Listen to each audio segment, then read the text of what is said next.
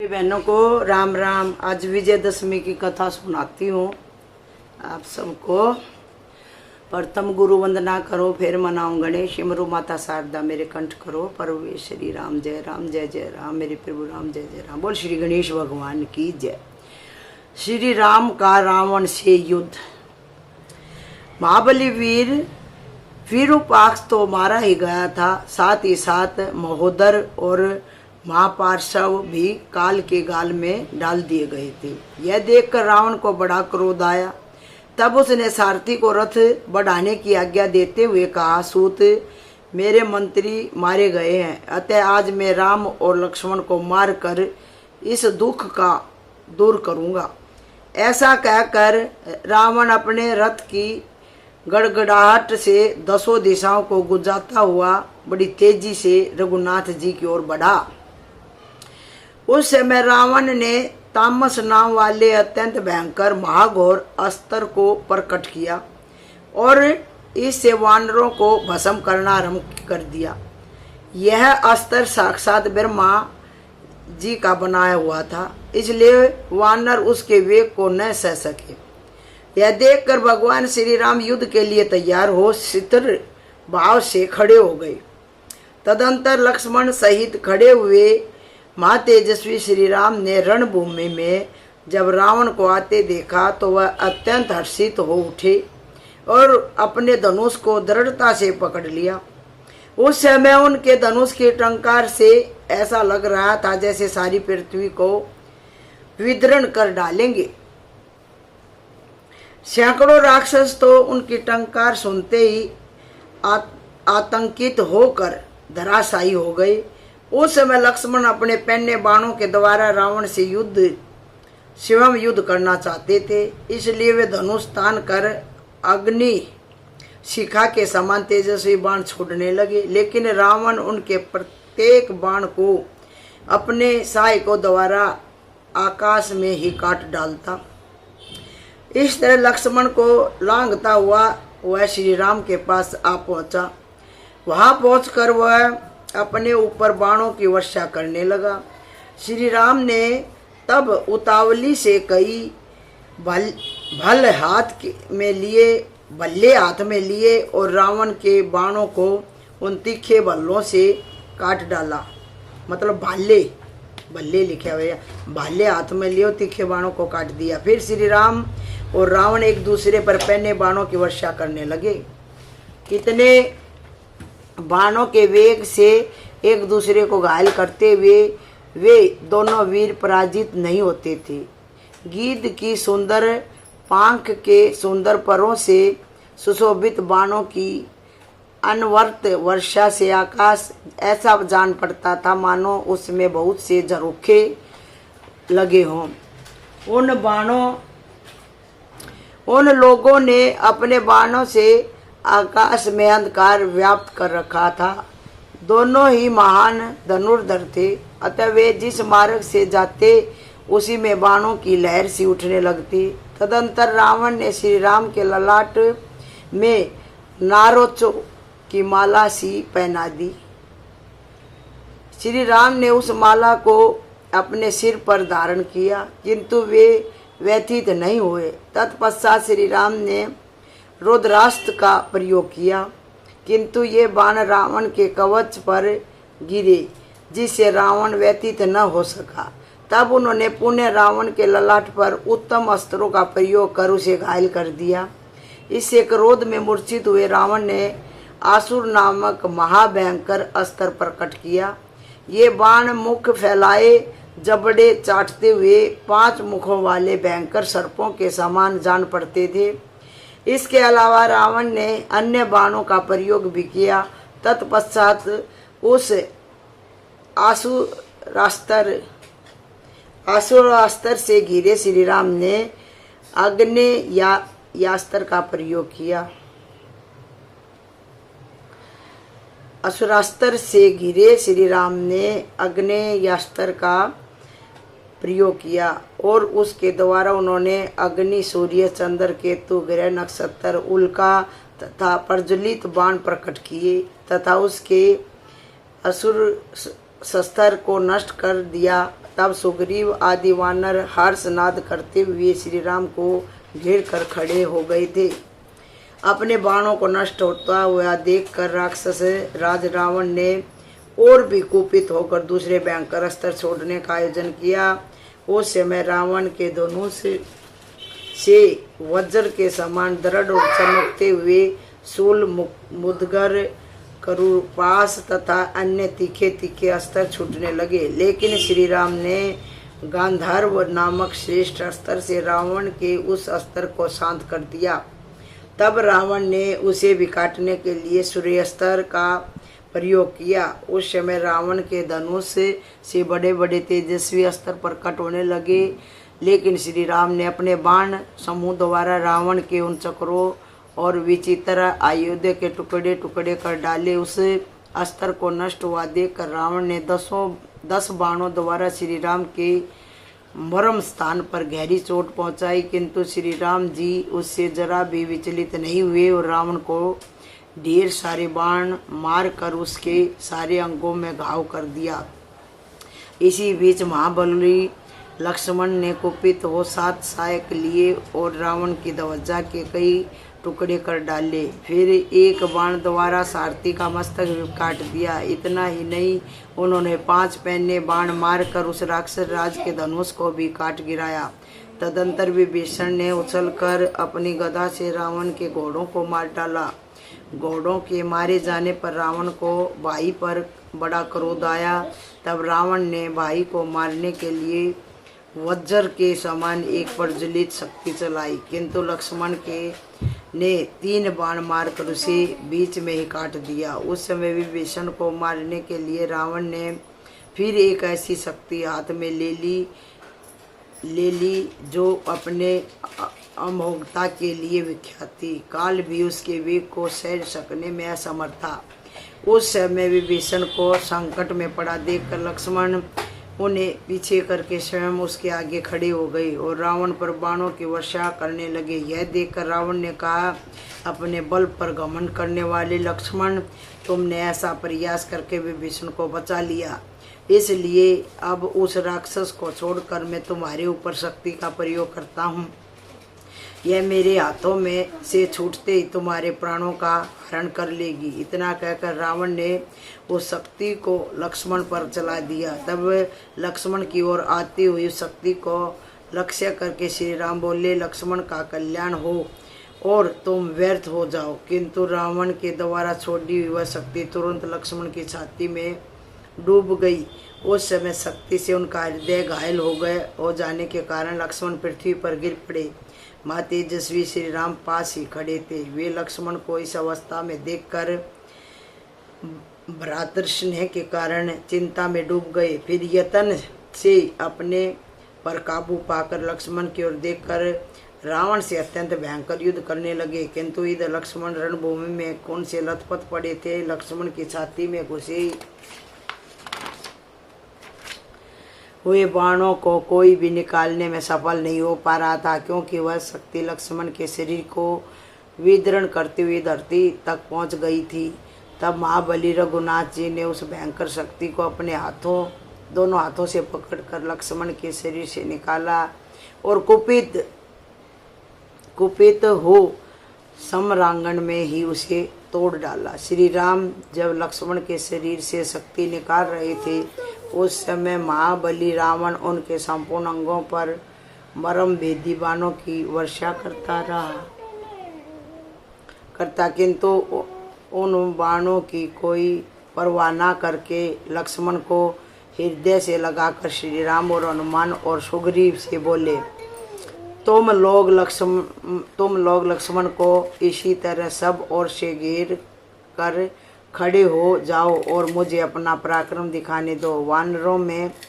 वानरों मैं इसी क्षण तुम्हारे सामने यह प्रतिज्ञा करता हूँ कि कुछ ही देर यह संसार रावण से रहित दिखाई देगा, या राम से। एक जना मरेगा, या तो रावण मरेगा या राम मरेगा।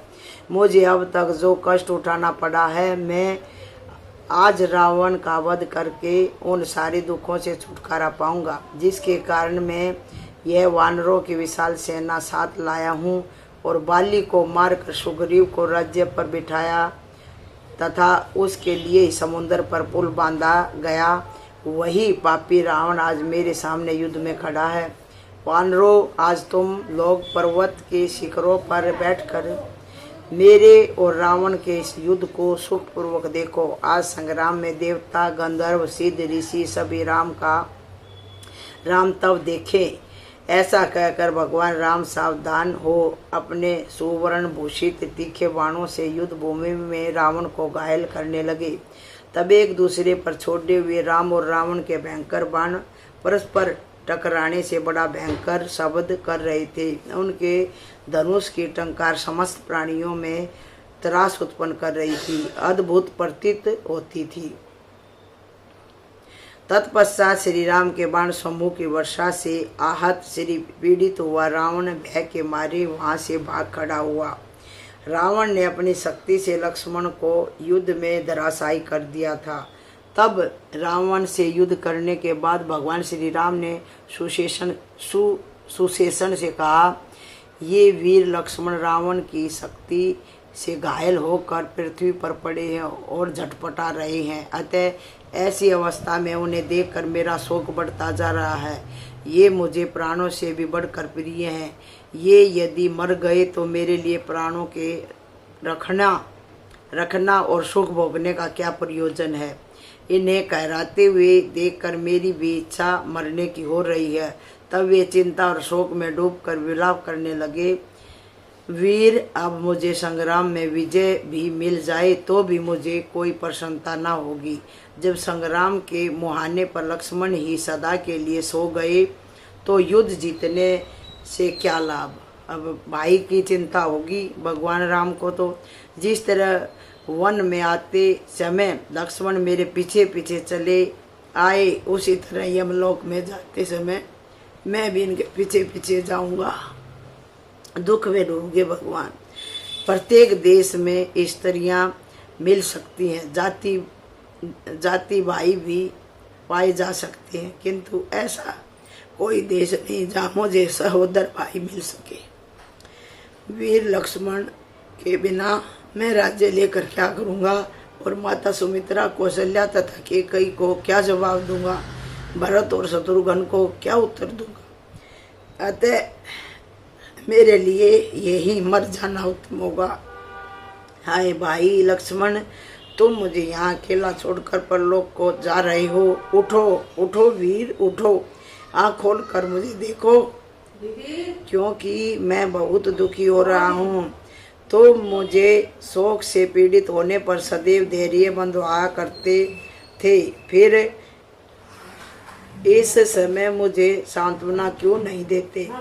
तब श्री राम के इस शोक को देखकर सुसेन ने उनको आश्वासन देते हुए कहा, पुरुष सिंह, आप इस चिंता को छोड़िए, क्योंकि लक्ष्मण मरे नहीं बल्कि इनका शरीर स्थल होकर भूतल पर पड़ा है, सांस चल रही है और हृदय बारंबार कंपित हो रहा है। यह लक्ष्मण के जीवित होने की सूचना दे रहा है। तत्पश्चात श्री राम से ऐसा कहकर उन्होंने पास खड़े हुए हनुमान जी से कहा, सौम्य, तुम शीघ्र ही यहाँ से महोदय पर्वत पर जिसका पता जामवान तुम्हें पहले ही बता चुके हैं, जाओ और उसके दक्षिण शिखर पर उगती हुई विशल्यकर्णी, सावर्ण्यकर्णी, संजीवकर्णी और संधानी नाम से प्रसिद्ध महाऔषधियों को यहाँ ले आओ। वीर, उन्हीं से लक्ष्मण के जीवन की रक्षा हो सकेगी। तब उनके कहने से हनुमान जी महोदयगिरी पर गए, किंतु औषधि न पहचान सकने के कारण वह चिंता में पड़ गई। उस समय उन्होंने मन ही मन विचार किया, क्यों ना मैं इस शिखर को ही ले चलूं। इसी शिखर पर सुखदायिनी औषधि उत्पन्न होती है, ऐसा मुझे अनुमान ज्ञात होता है, क्योंकि सुसेन ने ऐसा ही कहा था। ऐसा सोचकर वे उस श्रेष्ठ पर्वत के पास जा पहुँचे और उसे 3 बार हिलाकर उखाड़ लिया। फिर उसे लेकर वे ऊपर उछले। उस समय उनका वेग महान था। तत्पश्चात शिखर को सुसेन के निकट पहुंचाकर उसे पृथ्वी पर रख दिया और सुसेन से बोले, कपि श्रेष्ठ औषधियों को न पहचान सकने के कारण ही मैं इस सारे पर्वत शिखर को ही ले आया हूँ। तब सुसेन ने उनकी प्रशंसा करते हुए उन औषधियों को उखाड़ लिया और उसे कूट पीस कर लक्ष्मण जी के नाक में दे दी। उस अवस्था में उस औषधि को सूंघते ही उनके शरीर में से बाण निकल गए और वह निरोग होकर भूतल से उठकर खड़े हो गए। उस समय लक्ष्मण को इस तरह खड़ा देखकर सभी वानर साधु साधु कहकर उनकी प्रशंसा करने लगे। तत्पश्चात लक्ष्मण को हृदय से लगाकर कहने लगे, वीर, बड़े सौभाग्य की बात है कि मैं तुम्हें पुनः मृत्यु के मुख से लौटा लाया हूँ और जीवित देख रहा हूँ। तुम्हारे बिना न तो मैं सीता की ही कामना करता हूँ न विजय की ही। श्री राम की बात सुनकर लक्ष्मण धीरे धीरे बोले, आपने रावण का वध कर विभीषण को लंका पर राज्य देने की प्रतिज्ञा की थी, इसलिए आप रावण का वध कर अपनी प्रतिज्ञा पूरी कीजिए। ये सूर्य देव अपना भ्रमण कार्य पूरा करके जब तक अस्तांचल को नहीं चले जाते तब तक इस दुरात्मा रावण का वध मैं देखना चाहता हूँ। आर्य, यदि आप अपनी प्रतिज्ञा पूरी करना चाहते हो तो शीघ्र ही रावण को मारकर मेरी अभिलाषा पूर्ण करो। लक्ष्मण की बात सुनकर शत्रु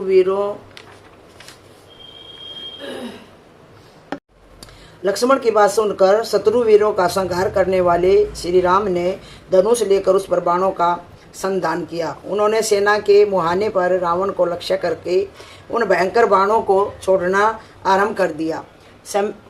उस समय रावण एक दूसरे रथ पर सवार होकर श्री राम की सेना पर चढ़ आया और उन्हें भी बाणों से बींधना आरंभ कर दिया। उस समय श्री राम भूमि पर खड़े थे और राक्षस रथ पर बैठा था। ऐसी दशा में तेजस्वी इंद्र ने अपने सारथी मातली को बुलाकर कहा, सारथी, रघुकुल तिलक श्री राम भूमि पर खड़े हैं, मेरा रथ लेकर तुम शीघ्र उनके पास जाओ और उनसे कहो कि यह रथ देवराज ने आपकी सेवा में भेजा है। तब सारथी इंद्र की बात सुनकर बोला, देवेंद्र, मैं शीघ्र ही आपके रथ को लेकर उनके पास जाऊंगा और उनके लिए सारथी का कार्य भी करूंगा। तत्पश्चात मातली इंद्र के रथ को लेकर भूतल पर उतरा और श्री राम के सम्मुख जाकर बोला, महाबली श्री रघुवीर, इंद्र ने अपना यह रथ आपको समर्पित किया है। इसके साथ ही यह इंद्र का विशाल धनुष है तथा यह अग्नि के समान तेजस्वी कवच है। यह प्रकाशमान बाण तथा निर्मल शक्ति भी उन्होंने आपके लिए भेजी है। वीरवर, अब आप इस रथ पर आरूढ़ हो उस राक्षस का वध करे। मातली के ऐसा कहने पर श्री राम ने उस रथ की परिक्रमा की और उस पर सवार हो गए। तत्पश्चात श्री राम और उस राक्षस रावण में दवे रथ युद्ध प्रारंभ हो गया। उस समय उनके द्वारा चलाए गांधर्व अस्त्र से तथा देव अस्त्र को देव अस्त्र से नष्ट कर दिया। उस समय उनके द्वारा चलाए गांधर्व अस्त्र को गांधर्व अस्त्र से तथा देव अस्त्र को देव अस्त्र से नष्ट कर दिया। तब इससे कुपित हो रावण ने भयानक राक्षस शस्त्र को चलाया। फिर तो वे बाण विशैल्य सर्प होकर श्री राम के निकट आने लगे। वे बाण वासुकी नाग की भांति असह्य थे। उन विशैल्य बाणों से फिर संपूर्ण दिशाएं ही आच्छादित हो गई। तब विशैल्य सर्पों के विनाश के लिए श्री राम ने तत्काल गारुड़ अस्त्र को प्रकट किया। तब वे बाण सुवर्ण में गरुड़ बनकर सब ओर विचरने लगे और देखते ही देखते उन गरुड़ आकार बाणों ने उन सर्पाकार बाणों का संहार कर डाला। अपने अस्त्रों को फिर विफल होते देख रावण श्री राम पर भयंकर बाणों की वर्षा करने लगा तथा उनसे श्री राम और मातली दोनों को घायल कर दिया। फिर ध्वज को निचले भाग में गिरा कर इंद्र के घोड़े को भी छत विच्छित कर दिया। यह देखकर देवता, गंधर्व, चारण आदि सभी विषाद में डूब गए। उस समय 10 मस्तक और 20 भुजाओं से युक्त 10 गिरिव रावण धनुष लिए मैनाक पर्वत के समान दिखलाई पड़ने लगा। राक्षस रावण से बार बार आहत होने के कारण श्री राम अपने सहायकों का संधान नहीं कर पा रहे थे। तब श्री राम सहसा कुपित हो उठे। उन्हें कुपित होते देख सभी प्राणी भय से थर्रा उठे और पृथ्वी कांपने लगी। सिंहों और बाघों से भरा हुआ पर्वत हिल गया। समुद्रों में ज्वार आ गया। आकाश में रूखे बादल गरजते हुए चक्कर लगाने लगे। इन आपातों को देखकर रावण के भीतर भी भय समा गया। उस युद्ध को देखकर वहां खड़े हुए असुर रावण को संबोधित करते हुए बोले, रावण तुम्हारी जय हो। उधर देवता श्री राम से बार बार कहने लगे, रघुनंदन आपकी जय हो, जय हो। इसी समय रावण ने श्री राम पर प्रहार करने के लिए एक बहुत बड़ा हथियार उठाया। यह बहुत भयंकर तथा संपूर्ण शत्रुओं का संहारक था। उसका नाम था शूल। तब उस शूल को लेकर रावण ने विशाल गर्जना की और श्री राम से कठोर वाणी में कहा, राम यह शूल वज्र के समान शक्तिशाली है। इसे मैंने रोषपूर्वक अपने हाथों में लिया है। यह लक्ष्मण सहित तुम्हारे प्राणों को तत्काल हर लेगा। आज तुम्हारा वध करके सेना के मुहाने पर जो सूरवीर राक्षस मारे गए हैं उन्हीं की अवस्था में तुम्हें भी पहुंचा दूंगा। ऐसा कहकर राक्षस राज रावण ने श्री रघुनाथ जी के ऊपर वह शूल चला दिया। रावण के हाथ से छूटते ही वह शूल आकाश में जाकर चमक उठा। तब श्री राम ने उस शूल को अपनी ओर आते देखकर धनुष तान कर बाणों की वर्षा आरंभ कर दी। लेकिन जैसे आग पतंगों को जला देता है उसी तरह उस शूल ने श्री राम के धनुष से छूटे हुए समस्त बाणों को जलाकर भस्म कर दिया। यह देखकर उन्हें बड़ा क्रोध आया और उन्होंने मातली द्वारा लाई गई इंद्र की शक्ति अपने हाथ में ले ली। तत्पश्चात श्री राम ने उसे चलाया। तब वह शक्ति राक्षस राज के उस शूल पर ही पड़ी और वह महान शूल टुकड़े टुकड़े होकर पृथ्वी पर गिर पड़ा। इसके बाद श्री रामचंद्र जी ने अपने पहने बाणों से रावण के अत्यंत वेगशाली घोड़ों को भी घायल कर दिया तथा 3 तीखे तीरों से रावण की छाती छेद डाली और उसके ललाट पर भी चोट पहुंचाई। तब उन बाणों की मार से रावण का सारा शरीर छित विचित हो उठा और उसने रणभूमि में अत्यधिक रोष प्रकट किया। तब क्रोध के कारण रावण ने नेत्र अग्नि के समान प्रज्वलित हो उठे। रावण के नेत्र अग्नि के समान प्रज्वलित हो उठे। उस समय उसने भी तत्काल अपना धनुष उठाकर अपने बाणों से श्री रघुनाथ जी को पीड़ित करना आरंभ किया और सशस्त्र बाण धाराओं से उन्हें आच्छादित कर दिया। लेकिन श्री राम इससे जरा भी विचलित नहीं हुए और रावण के बाणों को काटते हुए स्थिर भाव से खड़े रहे। तदंतर कुपित हो रावण ने श्री राम की छाती में सशस्त्र बाण मारे। तब उन बाणों के आघात से कुपित हो श्री राम ने प्रलयकाल के सूर्य की भांति तेजस्वी सहायकों को हाथ में ले लिया और उन्हें रावण पर चलाने लगे। उस समय परस्पर बाण चलाते हुए वे एक दूसरे को नहीं देख पाते थे। इसी समय क्रोध में भरे हुए श्री राम ने रावण से हंसते हुए कठोर वाणी में कहा, नीच राक्षस, तो मेरे प्रोक्ष में मेरी असहाय स्त्री को उठा लाया है। फिर भी तो अपने को शूरवीर समझता है, पर तूने बल के घमंड से विदेही के रूप में अपनी मौत बुलवाई है। तू बड़ा शूरवीर, बल संपन्न और साक्षात कुबेर का भाई है, तो इसलिए तूने यह परम प्रशंसनीय और महान यशवर्धक काम किया है। अब तू भी उस पाप कर्म का फल अभी प्राप्त कर ले। यदि तूने मेरे सामने सीता का अपहरण किया होता तो मेरे सहायकों से मारा जा कर अपने भाई खर का अब तक दर्शन करता होता। मैं तुझे अपने बाणों से अभी यमलोक पहुंचाता हूँ। आज मेरे बाणों से कटकर पृथ्वी पर गिरे हुए तेरे मस्तक को मांस भक्षी जीव जंतु घसीटेंगे। रावण, आज मेरे बाणों से प्राण शून्य होकर पड़े हुए तेरे शरीर की आंखें पक्षी उसी तरह खींचेंगे जैसे गरुड़ सांप को खींचते हैं। ऐसा कहकर श्री राम ने रावण पर बाणों की घोर वर्षा आरंभ कर दी। उस समय श्री राम का रणभूमि में पराक्रम, उत्साह और अस्त्र बल बढ़कर दुना हो गया तथा उसका हाथ बड़ी तेजी से चलने लगा। वानरों द्वारा चलाए हुए पत्थर और श्री राम के चलाए हुए बाणों से रावण का हृदय व्याकुल हो उठा। इसके कारण उसमें श्री राम के पराक्रम का सामना करने की क्षमता ही नहीं रह गई। श्री राम के शीघ्रतापूर्वक चलाए गए बाण उसकी मृत्यु के सहायक बनने लगे और उसका मृत्यु काल समीप आ पहुंचा। रावण की ऐसी अवस्था देखकर उसका सारथी बिना किसी घबराहट के उसके रथ को रणभूमि से दूर हटाकर बाहर ले आया। रावण उस समय काल की शक्ति से प्रेरित हो रहा था, अतः वह कुपित होकर सारथी से बोला, दुर्बुद्धे, तू मेरे अभिप्राय को जाने बिना ही किस लिए शत्रु के सामने से मेरा रथ हटा लाया है? तूने आज मेरे यश और पराक्रम पर पानी फेर दिया। इस तरह रथ को दूर हटाकर तूने मुझे शत्रु की दृष्टि में कायर सिद्ध कर दिया। यदि तू बहुत दिनों से मेरे साथ रहने के कारण यदि तुझे मेरे गुणों का स्मरण है, तब मेरे रथ को शीघ्र लौटा ले चल, कहीं ऐसा ना हो कि मेरा शत्रु भाग जाए। तब उसके सारथी ने बड़े विनय के साथ बोला, महाराज मैं डरा नहीं, बल्कि यह सोचकर कि इस कार्य से आपका हित होगा, यह सोचकर ही मैंने ऐसा किया है। मैं तो सदैव आपके प्रिय और हितकर कर्म करने में तत्पर रहने वाला हूँ। आप मुझ पर यह दोषारोपण न करें। मैंने जिस कारण से आपके रथ को पीछे हटाया उसे बता रहा हूँ, सुनिए। उस समय मैंने यह समझा था कि आप घमासान युद्ध के कारण थक गए हैं, क्योंकि मैंने आप में अधिक पराक्रम नहीं पाया। मेरे घोड़े भी रथ को खींचते खींचते थक गए थे, इनके पांव लड़खड़ा रहे थे और ये दुखी हो गए थे। साथ ही उस समय मेरे सामने जो लक्षण प्रकट हुए वे भी अमंगल सूचक थे। सारथी को देश काल की लक्षणों की जानकारी भी रखनी चाहिए। अतः आपको तथा इन घोड़ों को थोड़ी देर तक विश्राम देने और खेत दूर के लिए मैंने यह कार्य किया है, वह सर्वथा उचित था। वीर, मैंने मनमानी करने के लिए नहीं बल्कि स्वामी की रक्षा के लिए रथ को दूर हटाया है। स्वामी, अब आप आज्ञा दें, मुझे क्या करना चाहिए? सारथी के इस कथन से रावण बहुत संतुष्ट हुआ और युद्ध के लिए आतुर होकर बोला, सूत, अब रथ को सीधे राम के सामने ले चलो। रावण युद्ध भूमि में शत्रु को मारे बिना घर नहीं लौटेगा। उस समय रावण ने सारथी को पुरस्कार के रूप में अपने हाथ का एक सुंदराभूषण उतार कर दे दिया। तब रावण की आज्ञा पाकर सारथी ने उस रथ को युद्ध के मुहाने पर श्री राम के समीप पहुंचा दिया। इधर राम भी युद्ध से थक कर चिंता करते हुए रणभूमि में खड़े थे कि इतने ही में रावण पुनः उनके सामने उपस्थित हो गया। यह देखकर अगस्त मुनि श्री राम के पास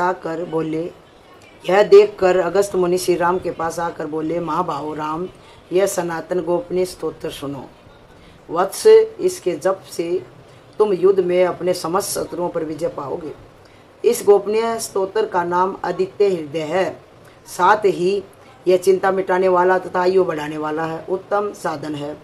हे रामचंद्र, जिस समय भगवान भास्कर उदय हो उस समय उनका पूजन श्रद्धा सहित करो, क्योंकि ये किरण धारण करने वाले देव तीनों लोकों की रक्षा करने वाले हैं। यही सृष्टि के निर्माण करने वाले ब्रह्मा हैं और ये ही संसार का पालन करने वाले विष्णु तथा ये ही प्रलयकाल शिव हैं। इन्हीं को शत्रुओं का नाश करने वाला स्कंद समझो तथा इन्हीं का रूप इंद्र भी है। ये ही धन धान्य देने वाले कुबेर भी हैं। ये हे राघव, ये ही यम, चंद्रमा, वरुण, वसु, वायु, मनु और सब प्राणियों के रक्षक हैं। इन्हीं के द्वारा सब ऋतुओं का विकास होता है और इन्हीं का रथ सब मूर्तियों में वर्तमान है। ये ही समस्त लोकों के अंधकार का नाश करने वाले हैं। ये ही समस्त जगत के स्वामी हैं तथा समस्त भूमंडल पर भ्रमण करने वाले हैं।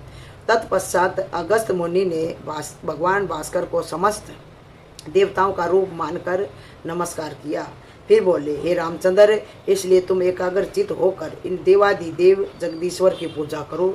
इस आदित्य हृदय का 3 बार जप करने से तुम युद्ध में विजय पा जाओगे। यह कहकर अगस्त जी जैसे आए थे वैसे ही चले गए।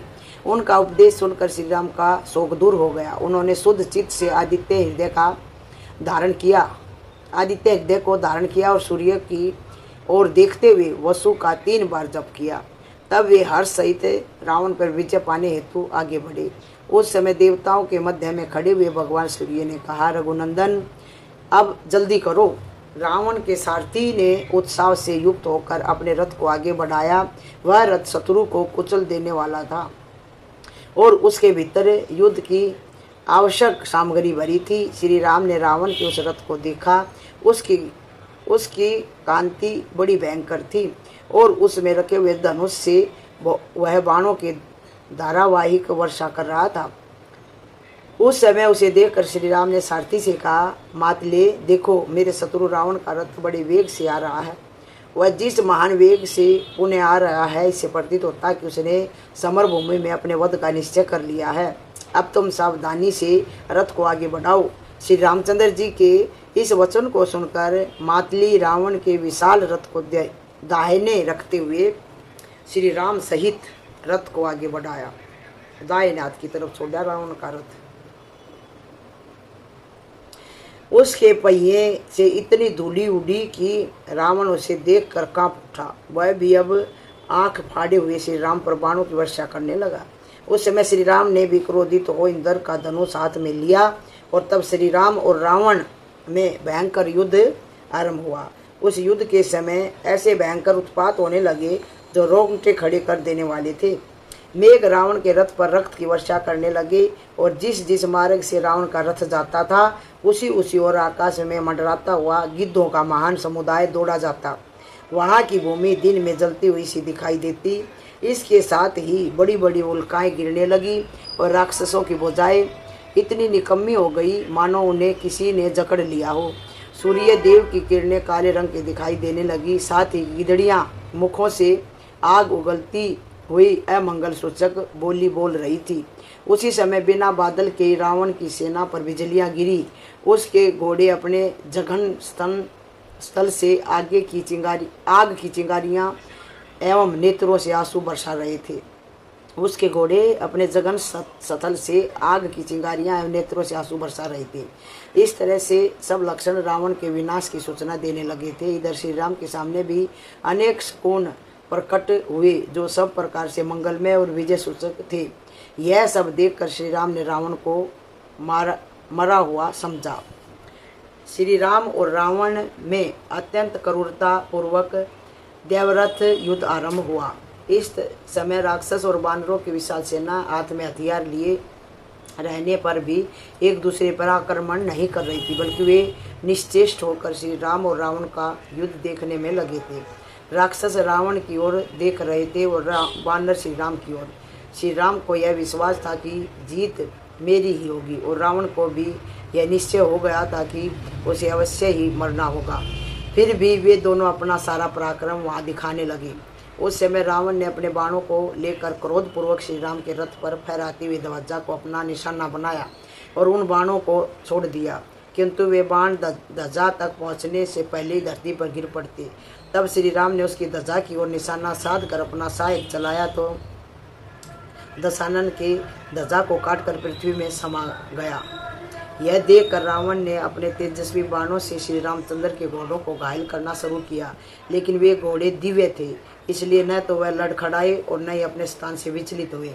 उन घोड़ों को घबराहट में न पड़ता देखकर रावण का क्रोध और भी बढ़ गया। इससे वह पुण्य बाणों की वर्षा करते हुए गदा, चक्कर, परिध, शूल आदि अनान्य शूलों की वर्षा करने लगा। उस समय वह शस्त्र वर्षा श्री राम के रथ पर छोड़कर अपनी ओर से वानर सेना पर पड़ने लगी। तदंतर श्री राम ने रावण को बाण चलाने से अधिक परिश्रम करते हुए हंसते हुए तीखे बाणों का संधान किया और उन्हें सैकड़ों तथा हजारों की संख्या में छोड़ा। उनका चलाया हुआ कोई भी बाण लक्ष्य पर पहुंचे बिना नहीं रहता था। फिर भी आपस में शस्त्र वर्षा करते हुए जब श्री राम और रावण के बाण आपस में टकराते तब पृथ्वी पर गिर जाते। इस प्रकार युद्ध में लगे हुए श्री राम और रावण को संपूर्ण प्राणी चकित चित्त से निहारने लगे। एक दूसरे के वध के प्रयत्न में लगे हुए दोनों वीर बड़े भयानक दिखलाई पड़ते थे। वे दोनों के साथी कभी रथ को चक्कर काटते हुए ले जाते और कभी सीधे मार्ग से दौड़ते हुए फिर कभी आगे की ओर और कभी पीछे की ओर लौटाते थे। इस प्रकार श्री राम रावण का पीड़ित करने लगे और रावण श्री राम को पीड़ा पहुंचाने लगा। तत्पश्चात वे दोनों रथ युद्ध स्थल में भांति भांति की गति का प्रदर्शन करने के बाद आमने सामने आकर खड़े हो गए। उस समय वहाँ खड़े हुए उन रथों के युगेंद्र से घोड़ों के मुख विपक्षी घोड़ों के मुख से हर्षों की संधि युगेंद्र से घोड़ों के मुख विपक्षी घोड़ों के मुख से तथा पताकाएं पताकों से मिल गई। तत्पश्चात श्री राम ने अपने धनुष से टूटे हुए 4 पहने बाणों से रावण के चारों तेजस्वी घोड़ों को पीछे हटाने के लिए विवश कर दिया।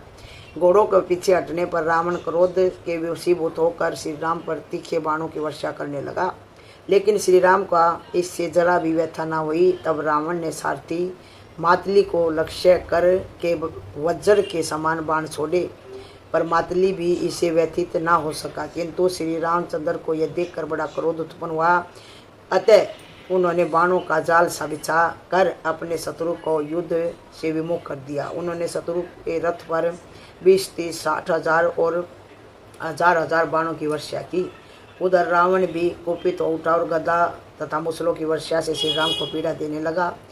तब उन दोनों ने भयंकर युद्ध को देखकर सारी पृथ्वी कांप उठी।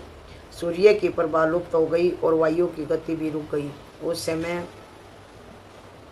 सबके मुंह से यही बात निकलने लगी, गो और ब्राह्मणों का कल्याण हो। श्री रघुनाथ जी युद्ध में राक्षस राज पर विजय पावे। गंधर्व और अप्सरा इस युद्ध को देखकर कहने लगे, गगन गगन के तुल्य है, समुद्र समुद्र के समान है तथा राम और रावण का युद्ध राम और रावण के युद्ध के समान है। तदंतर श्री राम ने कुपित हो अपने दोनों पर एक विषधर सर्प के सामने बाण का संधान किया और उसके ऊपर कुंडलों से युक्त रावण का एक मस्तक काट डाला। उसका कटा हुआ सिर तत्काल पृथ्वी पर गिर पड़ा, जिसे तीनों लोकों के प्राणियों ने देखा, किंतु शीघ्र उसकी जगह रावण का दूसरा सिर नया उत्पन्न हो गया। रावण के उस सिर को श्री राम ने पुनः अपने सहायकों द्वारा काट डाला। उसके कटते ही फिर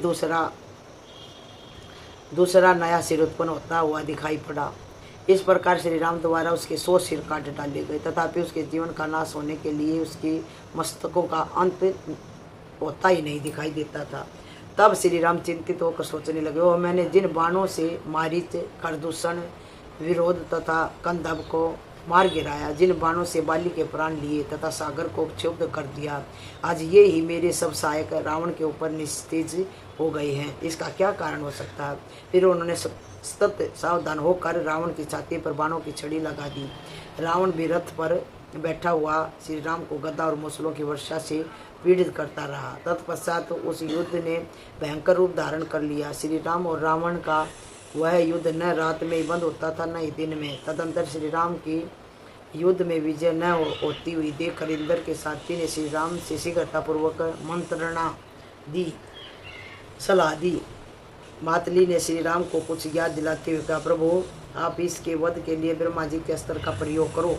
देवताओं ने इसके विनाश का जो समय बताया है वह अब आ पहुँचा है। उन्होंने तुरंत अगस्त मुनि का दिया हुआ एक बाण हाथ में लिया, जो ब्रह्मा जी का बनाया हुआ था और युद्ध में अमोघ था। यह पहले इंद्र के लिए तीनों लोकों पर विजय पाने के लिए बनाया गया था। इसका निर्माण संपूर्ण भूतों के तेज से हुआ था और इसमें सूर्य के समान ज्योति निकलती रहती थी। उसमें बड़े बड़े दरवाजा, परिघों तथा पर्वतों को तोड़ फोड़ देने की शक्ति थी। देखने में वह बड़ा भयंकर था और युद्ध में वह यमराज का भयावह रूप धारण कर लेता था। वह उत्तम बाण समस्त लोकों तथा इक्ष्वाकु वंशियों के भय का नाशक था। श्री रघुनाथ जी जब उस बाण का संधान करने लगे तब संपूर्ण प्राणी थर्रा उठे और धरती डोलने लगी। फिर श्री राम ने उस धनुष पर रख कर बड़े यत्न से रावण पर चला दिया। तब वह दुर्धर्ष बाण काल के समान रावण की छाती पर जा लगा और दुरात्मा बाण के हृदय को विदीर्ण कर डाला। दुरात्मा रावण के हृदय को विदीर्ण कर डाला। इस प्रकार रावण के प्राण हर कर खून से रंगा हुआ वह शोभाशाली बाण पुण्य विनीत सेवक की बातें से रामचंद्र के तर्कस में लौट आया। बाण की चोट से रावण प्राणहीन होकर पृथ्वी पर गिर पड़ा। रावण को निर्जीव पृथ्वी पर पड़ा देखकर संपूर्ण निशाचर भयभीत हो गए तथा उनके मुख पर करुणा युक्त आंसुओं की धारा बह चली। तब वानर हर्ष और उत्साह से भरकर जोर जोर से गर्जना करने लगे। आकाश में मधुर धुंधुबिया बजने लगी तथा वायु भी दिव्य सुगंध बिखेरती हुई मंद गति से प्रभावित होने लगी। अंतरिक्ष से श्री राम पर फूलों की वर्षा होने लगी और समस्त देवता और चारणों को महान हर्ष हुआ। श्री राम, सुग्रीव, अंगद तथा विभीषण का मनोरथ सफल करते हुए स्वयं भी प्रसन्न हो गए। तत्पश्चात समस्त देवताओं को शांति मिल गई और सुग्रीव, विभीषण, अंगद तथा लक्ष्मण ने अपने सुहृदयों के साथ श्री राम की विधिवत पूजा की। बोल श्री रामचंद्र भगवान की जय। पवन पुत्र हनुमान की जय हो। ये था बहनों राम का और रावण का युद्ध और विजयदशमी की दशहरे की यह पावन कथा। सभी बहनों को मीठी मीठी राम राम। इस कथा को जरूर सुनियो।